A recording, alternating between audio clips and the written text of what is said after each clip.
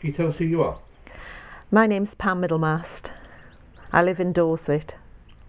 And we're down in Dorset now, and we've been at a weekend event for former volunteers. Can you tell me something about your experience of volunteering in Peru?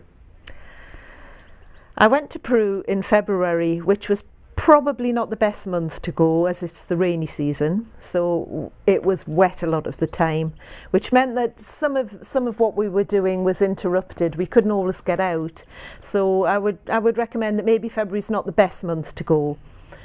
But having said that, it was still a fantastic experience. It's a beautiful country, an absolutely beautiful country, and it's quite clear that they have problems and that things need to be done out there. And you went with Chris, didn't you, to the Manu Reserve? I did, in yes. Southern Peru. That's right. What was the place like? Again, it was beautiful. It was the area that Chris have used to be a farming area, and it is now regenerating. So it's a mixture of new trees going through to the older trees into primary forest. So you can see the succession. You can indeed, yes. Forest changes. And what do you think of the other needs out there where people and places, volunteers, could make a difference? I think the local people need to understand better what is going on there, why it's being done, how they can help, why it's important, and they need to be given ideas of how they can change the way they live out there to help regenerate these areas while still being able to live a fruitful and productive life. So how are people making a living at the moment? Well, there's a lot of logging going on out there, illegal logging, a lot of it. People, I think, still have a subsistence kind of style of living where they grow things, they have their animals, and they live in that way as well. So they're not sharing in much experience of economic development, and they're not really benefiting from the tourism? Not at all, no.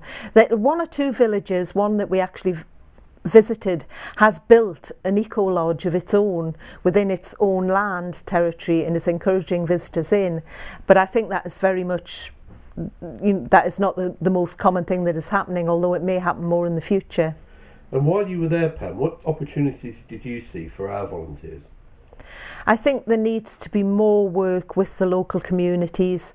There is already a project helping people sustain eco gardens and build them and get them established to try and stop the slash and burn techniques, which are the traditional techniques where you use a piece of land until it won't grow anymore, it's completely deplete, and then you slash and burn more trees and move on to the next bit of land.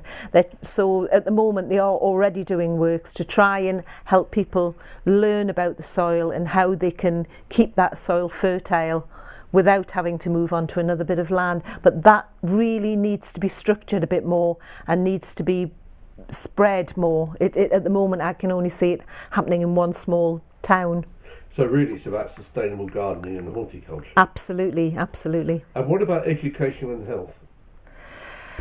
There was no work like that going on when I was out there, but it's quite clear that there is room for that kind of work.